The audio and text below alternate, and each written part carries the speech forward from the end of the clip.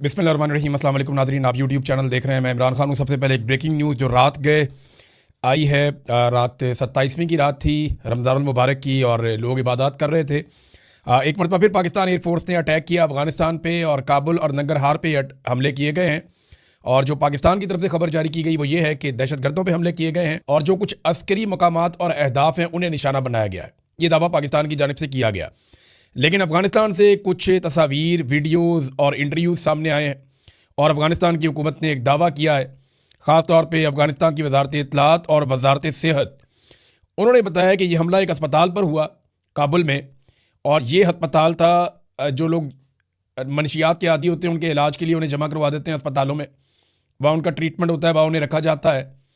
तो ये उस नौइयत का अस्पताल था और काफ़ी बड़ा अस्पताल था। यहाँ पे 1000 से ज़ायद लोग मुबैना तौर पे बताया जा रहा है कि मौजूद थे। इस अस्पताल के ऊपर बमबारी हो गई है और इसके नतीजे में जो डिफरेंट इतलात आ रही है, जो एक इन्फॉर्मेशन दी है अफ़गानिस्तान की वजारत सेहत ने, उन्होंने 200 से ज़ायद अफराद बताया और कुछ मकामी जो सहाफ़ी हैं वो दावा कर रहे हैं कि 400 तक लोग वहाँ पे जाँ बहक हो गए अस्पताल के ऊपर जो अटैक हुआ है। अब पाकिस्तान की जो सरकार है या पाकिस्तान के जो अस्करी ज़राए हैं उनके दावे हैं कि जी ऐसा कुछ नहीं हुआ, हमने तो सिर्फ अस्करी अहदाफ को निशाना बनाया जहाँ से पाकिस्तान में दहशतगर्दी हो सकती है।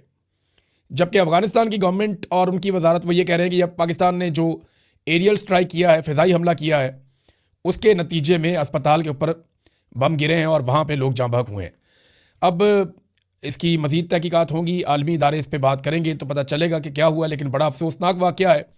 ये बम किसी का भी गिरा हो, कहीं से भी आया हो, ये किसी ने भी तबाही की हो, लेकिन ये ख़ित्ते में अमन और इस्तेहकाम के लिए कोई अच्छी चीज़ नहीं है कि इतने बड़े पैमाने पे लोग जो एक बिल्डिंग के अंदर बंद है। क्योंकि आप याद रखिएगा, जहाँ पे ऐसे मरीज़ों का इलाज किया जाता है जो मनशियात के आदी हों, उन अस्पतालों को ताले लगे हुए होते हैं।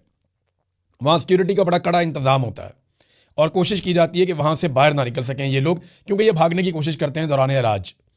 तो ऐसी जगह के ऊपर हमला किया गया जहाँ से लोग बाहर भी नहीं जा सकते थे। तो ये बड़ा खौफनाक है। अब पाकिस्तान की गवर्नमेंट तो तरदीद कर रही है, ज़राए से अभी तक तरदीद आ रही है, और जब इसकी कंफर्मेशन आएगी चीज़ों की तो नेक्स्ट वीलॉग में हम आपको बाकी कुछ बताने के काबिल हो जाएंगे। डोनाल्ड ट्रंप ने एक बड़ी लंबी प्रेस कॉन्फ्रेंस कर दी है। देखिए, अमेरिका जब जंग जीत रहा होता है ना तो फिर वो इंजॉय कर रहे होते हैं, फिर सिर्फ जेस्चर्स दे रहे होते हैं, फिर सारे लोग कुछ और बोल रहे होते हैं। लेकिन जब अमेरिका जंग नहीं जीत रहा तो हालात बहुत ख़राब हैं। डोनाल्ड ट्रंप अमेरिका के अंदर इंटरनल पॉलिटिक्स में बहुत बुरी तरह फंस गए हैं। डोनाल्ड ट्रंप की हमायत ख़त्म होती जा रही है, हत्ता कि इसराइल की जो हमायत है अमेरिका में वो भी कम हो रही है। अभी एक नया सर्वे करवाया गया है और उस सर्वे के नतीजे ये बताते हैं कि डोनाल्ड ट्रंप की मकबूलियत तो वैसे ही फारिग हो गई, और ये जो जंग है इसको अमेरिकन समझते हैं कि ये इसराइल की जंग है, अमेरिका की जंग नहीं है। ये 84% इसराइली ये समझते हैं, CNN ने जो सर्वे करवाया। और अभी एक और सर्वे में इसराइल की हमायत अमेरिका में कम हो गई है। ये जो अभी गजा के अंदर हुआ उसकी वजह से, और ख़ास तौर पे ईरान के ऊपर जो अटैक किया अमेरिका ने और इसराइल ने मिलकर, अमेरिकन ये समझते हैं कि ये नेतन्याहू की वजह से हुआ और अमेरिका भी फंस गया। बहरहाल डोनाल्ड ट्रंप ने एक बड़ी लंबी प्रेस कॉन्फ्रेंस की, उसमें सवालात और जवाब भी हुए। डोनाल्ड ट्रंप के साथ बाकी लोग भी मौजूद थे। जो अहम बातें डोनाल्ड ट्रंप ने कही प्रेस कॉन्फ्रेंस में वो मैं आपके सामने रखता हूं, फिर आपको बड़ी इंटरेस्टिंग चीज़ें मैं बताऊंगा। एक तो ये बात आप जहन में रख लें कि डोनाल्ड ट्रंप का जो एक ये ऑपरेशन था ना, जिसका उसने नाम रखा ऑपरेशन एपिक फ्यूरी, ये अब एक एपिक फेलियर बनता जा रहा है। और ये मैं नहीं कह रहा, ये बहुत सारे लोग कह रहे हैं। डोनाल्ड ट्रंप ने जो कुछ बातें की कि जंग इसी हफ्ते ख़त्म हो सकती है या जल्द ख़त्म हो सकती है, ये भी कहा। फिर ये भी कहा कि ईरानी फ़ौजी ताकत को हमने मुकम्मल तौर पर तबाह कर दिया है।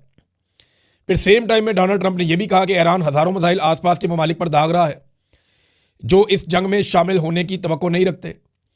यानी डोनाल्ड ट्रंप का ना CNN ने एक क्लिप जारी किया जिसमें एक ही प्रेस कॉन्फ्रेंस में डोनाल्ड ट्रंप चंद मिनट पहले कोई और बात कर रहा है, चंद मिनट बाद कोई और बात कर रहा है। इसी प्रेस कॉन्फ्रेंस में डोनाल्ड ट्रंप कहता है हमें किसी की मदद की ज़रूरत नहीं है, और इसी में कहता है हमारी मदद करने के लिए कोई क्यों नहीं आ रहा, हमें मदद चाहिए। इसी में डोनाल्ड ट्रंप कहता है कि ईरान को मुकम्मल तबाह कर दिया, हम जंग जीत गए हैं। इसी में डोनाल्ड ट्रंप कहता है कि जनाब आप नए हुर्मस को खुलवाने के लिए सबको आगे आना पड़ेगा, अमेरिका को मदद चाहिए। और इसी में डोनाल्ड ट्रंप कहता है कि अब ईरान के पास बहुत थोड़े से मिसाइल, चंद ड्रोन रह गए हैं। इसी में कह रहा है कि वो बहुत बड़े पैमाने पे हमले कर रहा है। तो डोनाल्ड ट्रंप ने अलग अलग किस्म की बातें एक ही प्रेस कॉन्फ्रेंस में कर दी। CNN ने वो क्लिप काट के लगा दिए।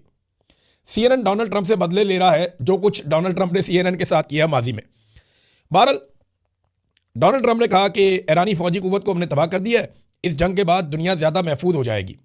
ईरान के पास सिर्फ 8% मिसाइल और चंद ड्रोन बाकी रह गए। वे कौन गिन गिन के बता रहा है कि 8% है मिसाइल? ईरान तो कह रहा है कि उनके पास बहुत सारे हैं। फिर इन्होंने कहा जी कुछ ममालिक ने हमें मायूस किया और उन्होंने जंग में ताउन नहीं किया।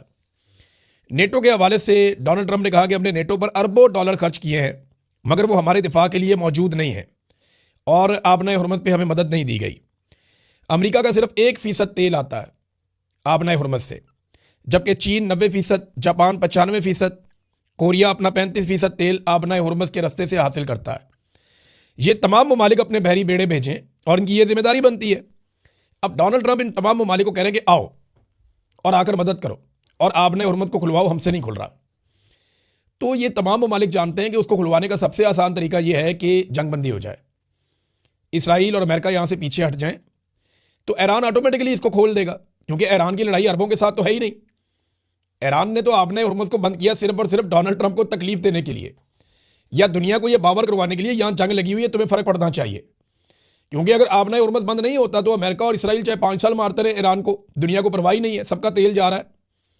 लेकिन अगर वो बंद हो जाता है, वहाँ पे जहाज खतरे में आ जाते हैं, तो फिर दुनिया को फिक्र करने की ज़रूरत है। तो एक्चुअली ईरान ने दुनिया को झंझोड़ा है इसके ज़रिए से। और उसके साथ जो भी बात करता है ईरान के साथ, जितने भी लोगों की बात हुई है, वो यही कहते हैं हर एक को कि जनाब आप जिन्होंने हम पे हमला किया हुआ है उनको रोकें, हम तो मजबूर हैं।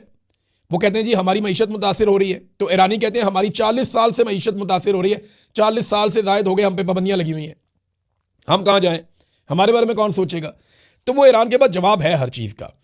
फिर डोनाल्ड ट्रंप ने बरतानिया सबसे अहम इत्तेहादी हुआ करता था अमेरिका का। डोनाल्ड ट्रंप ने बरतानिया से कहा कि हमें बरतानिया की ज़रूरत नहीं है, हम पहले ही जंग जीत चुके हैं। कुछ ममालिक आबनाए हुरमत को महफूज बनाने के लिए आगे बढ़ रहे हैं, उनका नाम नहीं लिया डोनाल्ड ट्रंप ने, कौन से ममालिक आगे बढ़ रहे हैं, क्योंकि अभी तक जिन ममालिक का पता चला, चाहे वो इटली है, जर्मनी है, फ्रांस है, स्पेन है, बेल्जियम है, बरतानिया है, ऑस्ट्रेलिया है, जापान है, साउथ कोरिया है और कनाडा है। ये मैंने 10 ममालिक का नाम तो आपके सामने मैंने ले लिया और दुनिया के बड़े और तगड़े मुल्क हैं ये। इनमें से तो कोई इस लड़ाई के अंदर नहीं उतर रहा। अभी यूनान के 2 जो टैंकर हैं वो वहाँ से गुजरे हैं, तो यूनान इस लड़ाई में क्यों आएगा? तुर्की भी इस लड़ाई में नहीं आएगा। अरब ममालिक ने बड़ी समझदारी दिखाई, उन्होंने लड़ाई से अपने आप को दूर रखा। और हाँ, मैं आपको वो खबर दे दूँ कि मैंने पिछले वीलॉग में आपसे कहा था ना कि ये दावा किया गया न्यूयॉर्क टाइम की जानिब से और इससे पहले वाशिंगटन पोस्ट की जानिब से कि डोनाल्ड ट्रंप ने जो कुछ भी ईरान के साथ किया, इसके पीछे मोहम्मद बिन सलमान डोनाल्ड ट्रंप से मुबैना तौर पर यह खबरें छापी गई कि वो कह रहे थे कि ये करो। लेकिन एक मरतबा फिर सऊदी अरब से जो सोर्सेज हैं उन्होंने तरदीद की है, उन्होंने कहा जी ऐसा कुछ मोहम्मद बिन सलमान ने नहीं कहा और ये लड़ाई जो है वो हमारे गले ना डाली जाए। तो सऊदी अरब तो बार बार ये कहता है कि हम लड़ाई नहीं लड़ना चाहते ईरान के साथ, हम पुरअमन तरीके से रहना चाहते हैं। एक और चीज़ डोनाल्ड ट्रंप ने जब सवालात पूछे गए तो उन्होंने कहा जी मुझे नहीं पता कि आयतुल्लाह मुश्तबा खामनई जिंदा हैं या नहीं है, लेकिन ये बात बहुत सारे लोग कहते हैं कि वो ज़ख्मी है या माजूर हो चुके हैं। इस किस्म की बातें डोनाल्ड ट्रंप ने की। फिर उन्होंने कहा जी ईरान की सारी क़यादत ख़त्म हो गई है, हम किससे मुज़ाकरात करें हमें मालूम नहीं है। 100 से ज़्यादा बहरी जहाज़ उन्होंने कहा जी हमने तबाह कर दिए, 7000 अहदाफ को हम निशाना बना चुके हैं। और ये डोनाल्ड ट्रंप ने पहली मरतबा एतराफ़ किया कि जो अहदाफ निशाना बनाए वो मिलिट्री और कमर्शल थे, यानी कमर्शल अहदाफ को भी निशाना बनाया गया। ये डोनाल्ड ट्रंप ने खुद एतराफ़ किया है कि हमने कारोबारी मराकज़ को और कमर्शल तनसीबात को निशाना बनाया है। अब अगर इसके मुकाबले में ईरान ये करता है तो वो बदले में करेगा। तो डोनाल्ड ट्रंप ने खुद इस बात का एतराफ़ कर लिया। नाज़रीन, एक और बड़ी इंपॉर्टेंट चीज़ है, लेकिन डोनाल्ड ट्रंप के स्टेटमेंट के बाद मैं आपको बताता हूँ। डोनाल्ड ट्रंप ने कहा जी कि पीर के दिन हमने 3 ऐसे अहदाफ को निशाना बनाया जहाँ ड्रोन और मिसाइल बनाए जाते हैं। इस जंग में अब कुछ भी बाकी नहीं बचा, यानी अब जंग से निकलना चाहते हैं डोनाल्ड ट्रंप। समंदर में जो बारूदी सुरंगें हैं उसके बारे में उन्होंने कहा जी हमें मालूम नहीं है, लेकिन ये काम करने वाले 30 जहाज़ हमने डबो दिए हैं पानी के अंदर। फिर उन्होंने यूरोप को डराया डोनाल्ड ट्रंप ने कि प्यूटन सिर्फ अमेरिका से डरता है और नेटो सिर्फ अमेरिका है, यूरोप से प्यूटन बिल्कुल नहीं डरता। ये बात डोनाल्ड ट्रंप ने की है। अब यूरोप को सोचना पड़ेगा कि वो अमेरिका और रशिया की सर्द जंग के अंदर हमेशा से अपना झुकाव अमेरिका की तरफ रखते रहे। अगर वो रशिया के साथ ताल्लुकात बनाएं और रशिया के साथ एक मुआहदा करेंगे, रशिया इस लिमिट से आगे नहीं आएगा, तो क्या ये एक नए दौर का आगाज़ नहीं हो सकता? इस बारे में यहाँ पे ना एक बेल्जियम के प्राइम मिनिस्टर ने, क्योंकि जब डोनाल्ड ट्रंप की मुखालफत शुरू हुई थी ना, तो सबसे पहले जो स्टेटमेंट दिया था वो बेल्जियम के प्राइम मिनिस्टर ने दिया था। जब स्पेन के प्राइम मिनिस्टर ने बात की, उससे भी पहले बेल्जियम के प्राइम मिनिस्टर ने बात की थी, हमें रूस के साथ ताल्लुकात को मामूल पर लाना और सस्ती तवानाई तक दोबारा रसाई हासिल करना चाहिए, यही अक्लमंदी है। निजी तौर पर यूरोपीय रहनुमा मुझसे मुत्तफिक है, यानी ज़ाती तौर पर बात करते हैं तो यूरोपीय रहनुमा कहते हैं ठीक है बात, लेकिन कोई भी इसे बुलंद आवाज में कहने की जरूरत नहीं करता। हमें यूरोप के मफाद में रूस के साथ अपने तनाज़ात ख़त्म करने चाहिए। बेल्जियम के वज़ीर आज़म बार्ट व्यू का बयान। अब ये देखें ना, अगर तो रशिया के साथ ताल्लुकात यूरोप अपने नॉर्मल कर देता है तो यूरोप की तो लड़ाई खत्म हो जाएगी। यूरोप की रशिया के अलावा दुनिया में किसी से लड़ाई नहीं है। यूरोप तो फिर अमेरिका से भी धंधा कर सकता है, चीन के साथ भी और रशिया के साथ भी और एशिया के साथ भी और अफ्रीका के साथ भी। यूरोप की तो मौजें हैं, उनकी तो लड़ाई नहीं किसी के साथ, आपस में वो लड़ते नहीं। उन्होंने अपना एक इक्वेशन बनाया हुआ है, अपनी यूरोपीय यूनियन बनाई हुई है। लिहाजा अमेरिका और रशिया की सर जंग में यूरोप बीच में पिस रहा था। अब यूरोप में ये आइडिया आना शुरू हो गया है, देखते हैं इसका क्या होता है, हम इस पर नजर रखेंगे। फिर डोनाल्ड ट्रंप ने कहा जी कि हमने ईरान को मुकम्मल तौर पर टिकाने लगा दिया है। अब दीगर ममालिक को चाहिए कि वो आएँ और आबनाए हुर्मुज़ को खुलवाएं। सवाल यह है कि अगर टिकाने लगा दिया है तो फिर आबनाए हुर्मुज़ खुल क्यों नहीं रही? आप बड़े आराम से खुलवा सकते हैं। डोनाल्ड ट्रंप ने एक और बात का एतराफ़ भी किया कि ईरान एक अजीम ताकत है। हम तवक्को नहीं कर रहे थे कि वो मशरिक़ वस्ता में ममालिक पर हमला कर देंगे, उन्होंने हमें हैरान कर दिया। तो डोनाल्ड ट्रंप को ये मानना पड़ा कि वाकई में एक बड़ी ताकत है ईरान और ईरानियों का जवाब तगड़ा है। अच्छा, इसमें ना एक ईरान ने चैलेंज किया डोनाल्ड ट्रंप को, मैं लगे आता हूँ आपको बता दूँ। ईरानी गवर्नमेंट ने कहा है कि अगर डोनाल्ड ट्रंप का दावा सच्चा है कि हमारी सारी की सारी बहरिया तबाह हो गई है और उन्होंने सारे जहाज डबो दिए हैं, तो फिर वो हमारे पानियों में आ जाए ना, फिर आबना हुर्मुज़ पे पहुंच जाए अपनी बहरिया लेकर। डोनाल्ड ट्रंप फिर इधर आते क्यों नहीं है? ये उन्होंने चैलेंज किया है। डोनाल्ड ट्रंप के पास इसका कोई जवाब नहीं है। डोनाल्ड ट्रंप बाकी दुनिया को कह रहा है कि मेरे साथ चलो, आबना हुर्मुज़ को खुलवाओ, मैं नहीं वहां जाता। अपने बहरी बेड़े उन्होंने बहुत पीछे भिजवा दिए, जबकि यूरोप और बाकी मुल्क ये कह रहे हैं कि अमेरिका का इतना ताकतवर बहरी बेड़ा जो है, इतनी बड़ी बहरिया, वो ये नहीं खुलवा पा रही, तो हम वहाँ जाके क्या करेंगे? फिर उन्होंने कहा जी जापान में हमारे 45,000 फौजी हैं, जनूबी कोरिया में 45,000 फौजी हैं, जर्मनी में हमारे 50,000 फौजी हैं। हम इन मुल्कों का दिफा करते हैं और वो इस जंग में साथ नहीं देना चाहते। ये ममालिक जनाब अमेरिका को अरबों डॉलर देते हैं और अमेरिका के फ़ायदे के लिए बहुत काम करते हैं। जापान की अपनी कोई ऐसी फ़ौज नहीं है। जापान अमेरिका को बहुत पैसा देता है अपने तहफ़्फ़ुज़ के लिए, अपने दिफा के लिए, और बाकी ममालिक भी देते हैं। इसी तरह ये अरबों से तो बेशुमार पैसा लिया है अमेरिका ने, बेशुमार पैसा कमाया अरबों से अमेरिका ने, और वहाँ पे अड्डे भी बनाए। लेकिन जब अरबों के ऊपर मुश्किल वक्त आया तो वो अड्डे अरबों के काम नहीं आए। अब सवाल ये पैदा होता, और अरबों ने खुद देखा अमेरिकन को भागते हुए, अमेरिकन को वहाँ से निकलते हुए। ये अरबों के लिए बहुत हैरान कुन बात थी, और इस बात ने पूरी दुनिया को हिलाकर रख दिया है कि क्या हम अमेरिका पे इन्हिसार कर सकते हैं अपनी हिफाजत के लिए? क्या अमेरिका हमारी हिफाजत करेगा मुश्किल वक्त आने पर? यह सवाल आज पूरी दुनिया के दिमाग में है, और शायद इसीलिए ममालिक अब अपनी अपने दिफा के बारे में अलग तरीके से सोच रहे हैं।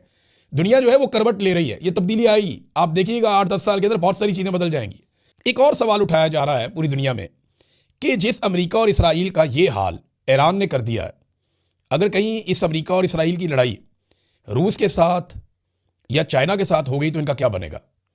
ये सोच के ही जो है वो अमेरिकन को खौफ आना चाहिए कि जब ईरान के सामने इतनी बुरी तरह एक्सपोज हो गए इन हथियारों के साथ और इस वॉर स्ट्रेटजी के साथ और ऐसी लीडरशिप के साथ, तो फिर रशिया या चाइना के साथ बराह रास्त पंगा हो गया तो फिर बनेगा क्या?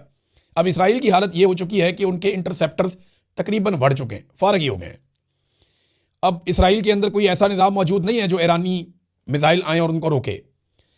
शुरू में जो वीडियोज हम देखते थे उनमें से 90% मिसाइलों को इसराइली हवा में तबाह कर देते थे, फिर ये शरह कम करते करते 70%, 40% तक आ गई। अब हम ये देख रहे हैं कि अगर 10 मिसाइल आते हैं तो उनमें से 1 या 2 को इसराइल रोक पाता है, बाकी जाकर इसराइली इमारतों के साथ टकराते हैं। ये बड़ी खौफनाक सिचुएशन है इसराइल के अंदर, और इसी वजह से आपको नेतन्याहू कहीं पे दिखाई भी नहीं दे रहा। एक नादरीन मुसलमानों के नाम ख़त लिखा है, और ना सिर्फ मुसलमानों के नाम बल्कि इस्लामी ममालिक के नाम एक ख़त लिखा है अली लारंजानी ने। ये ईरान की जानिब से इन्होंने 6 नकात लिखे हैं सारे मुसलमान ममालिक को। मैं एज इट इज़ आपको पढ़ के सुनाता हूँ और आप खुद ही फैसला कर सकते हैं। इन्होंने नंबर 1 पॉइंट लिखा कि ईरान पर अमेरिका और सेहूनी साजिश के तहत धोखे से हमला किया गया, वो भी मुज़ाकरात के दौरान, जिसका मकसद ईरान को तोड़ना था। इस जारहियत में इस्लामी इनकलाब के एक अजीम रहनुमा समेत बहुत से शहरी और फौजी कमांडर शहीद हुए, मगर हमलावरों को ईरानी अवाम की शदीद कौमी और इस्लामी मुज़ाहमत का सामना करना पड़ा। नंबर 2, आप जानते हैं कि सवाए चंद ममालिक के महदूद सियासी मौक़िफ़ के कोई इस्लामी रियासत ईरानी अवाम के साथ ना खड़ी हुई, फिर भी ईरानी अवाम ने अपने मजबूत इरादे से हमला करने वालों को दबा दिया है। अब वो इस घेरे से निकलने के रास्ते भी नहीं ढूंढ पा रहे। शिकवा किया कि हमारे साथ खड़ा नहीं हुआ कोई, चंद लोग खड़े हुए सिर्फ, और वो भी ज़बानी कलामी सियासी अंदाज में खड़े हुए। नंबर 3, ईरान बड़े शैतान यानी अमेरिका और छोटे शैतान यानी इसराइल के खिलाफ मुज़ामत का रास्ता जारी रखे हुए है। मगर क्या बाज़ इस्लामी हुकूमतों का रवैया नबी अकरम सल्लल्लाहु अलैहि वसल्लम के इस फरमान से मुतसादम नहीं है कि जो शख्स ए मुसलमानों की आवाज़ सुने और जवाब ना दे वो मुसलमान नहीं है? ये कौन सा इस्लाम है? चौथा नुक्ता जो उन्होंने पूछा वो ये कि कुछ ममालिक तो आगे बढ़कर ईरान को दुश्मन करार दे रहे हैं सिर्फ इसलिए कि ईरान ने अपने इलाके में मौजूद अमरीकी अड्डों और अमरीकी और इसराइली मफादात को निशाना बनाया। क्या ईरान चुपचाप बैठ जाए जब आपके ममालिक में अमरीकी अड्डे ईरान पर हमलों के लिए इस्तेमाल हो रहे हों? यह महज बहाना है। आज मुकाबला अमरीका और इसराइल के एक जानिब और ईरान और मुज़ामती कुव्वतों के दूसरी जानिब है। आप किस तरफ खड़े हैं? यह सवाल उन्होंने पूछा। सादी सी बात है, वो कहते हैं जी अड्डे जब बनाए अपने मुल्कों के अंदर और वहां से ईरान पे अटैक होगा तो ईरान वापस अड्डों पे अटैक करेगा। ये उन मुल्कों पे अटैक नहीं है। मुकाबला इसराइल और अमेरिका में और दूसरी जानिब ईरान के अंदर है। आप किसके साथ खड़े? सवाल ये पैदा होता है। फिर पांचवा नुक्ता जो उन्होंने बयान किया अपने लेटर में, इस्लामी दुनिया के मुस्तकबिल पर गौर करें। आप जानते हैं कि अमेरिका आपका वफादार नहीं है और इसराइल आपका दुश्मन है।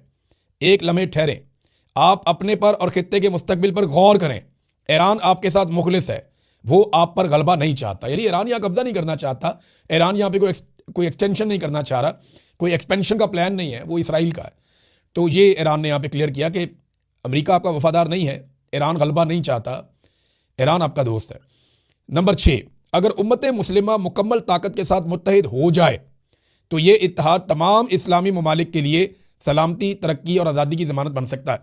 वैसे ईरान ने जितनी बहादुरी के साथ ये लड़ाई लड़ी है ना, अगर एक मुल्क ये कर सकता है तो सोचिए अगर मुसलमान ममालिक सारे इकट्ठे हो जाएं। हमारे पास कितना पैसा, कितना कुछ है मुसलमान मुल्कों के पास। ये पहले भी बहुत दफ़ा आइडिया आया मार्केट में। तो इंसानियत के नाम पे इकट्ठे हो जाएं। खाली मुसलमान मुल्क नहीं, बाकी ममालिक भी इकट्ठे हो जाएं साथ में। जो रीजन है वो सारा इकट्ठा हो जाए। जैसे यूरोपीय यूनियन है, वो सब इकट्ठे रहते हैं। अगर ये रीजन भी इकट्ठा हो जाए और आपस में मुआहदा कर दें कि हम आपस में कभी नहीं लड़ेंगे, हम तरक्की करेंगे, तामीर करेंगे, गरीबों को फ़ायदा देंगे, अपने लोगों को अपलिफ्ट करेंगे, अगर ये सारे मुल्क मिलकर फैसला कर लें और ये खून रेजी बंद हो जाए तो चंद जर्नैलों की दिहाड़ियाँ तो ख़त्म हो जाएंगी, चंद पागल ज़हनी मरीजों का काम तो बंद हो जाएगा। लेकिन इस खित्ते के जो करोड़ों लोग हैं, बहुत बड़ी तादाद में अरबों लोग हैं बल्कि, उन सब का मुस्तकबिल बन जाएगा। नाज़रीन, आखिर में मैं एक तबसरा पढ़ रहा था एक नौजवान का और उन्होंने बड़ी मज़ेदार चीज़ लिखी। उन्होंने कहा जी कि ईरान इतनी शानदार लड़ाई लड़ रहा है, कौन सा जर्नैल है, किसी का नाम आया सामने, कोई गाना शाना निकाला हो उनके ISPR ने या उनके जर्नैलों को हीरो बनाया गया हो? नहीं, वो ईरानी कौम को हीरो बना रहे हैं, ईरानी कौम के मुंतखब नुमाइंदों को हीरो बना रहे हैं, अवामी नुमाइंदों को। और वो ईरान की बात करते हैं, ईरानी अवाम की बात करते हैं। वो किसी एक जर्नैल की, किसी एक को हीरो बनाने की बात नहीं करते। तो उनकी सोच के अंदर बड़ी आज़ादी है। वहाँ पे देखें ना, दो ही लोग सामने आ रहे हैं, दोनों फौजी नहीं हैं, अब्बास इराक़ची और अली रंजानी, ये दोनों लोग सामने आ रहे हैं। तो ये चीज़ भी हमें सीखनी पड़ेगी ईरान से कि बड़ी से बड़ी लड़ाई भी आप लड़ें तो कौम को खड़े होना होता है। आप इक्का दुक्का को उठा के हीरो नहीं बना सकते। अब तक के लिए इतनी, अपना ख्याल रखिएगा, अपने चैनल का भी। अल्लाह हाफ़िज़।